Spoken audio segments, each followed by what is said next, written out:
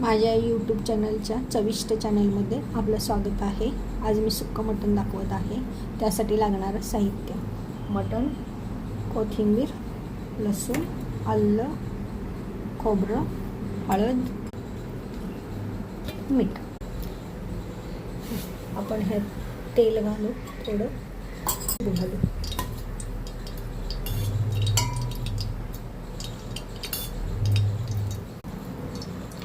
कुकरमध्ये आपण मटण घालून घेऊ।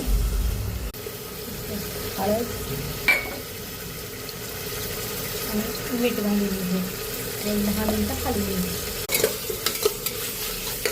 हे सर्व आपण काढून घेऊया। आता आपण काढलेला मसाला त्यात घालून घेऊया आणि थोडं परतून घेऊ। त्यात गरम पाणी घालू आणि 3 शिट्ट्या करून घेऊ।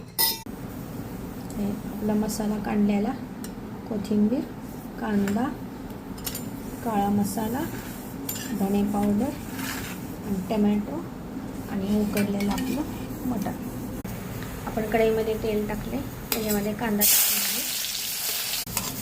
कांदा लालसर झाला की टमॅटो, त्यात आपण हळद घालून घेऊ, धना पावडर, काळा मसाला आणि मकाचं आलं लसूण कोथिंबीरचं वाटण। आपण सगळं परतून घेऊ 10 मिनिटं। गरम मसाला घालून घेऊ आणि थोडी कोथिंबीर। हे परतल्यानंतर आपण हे मटण घालून घेऊ।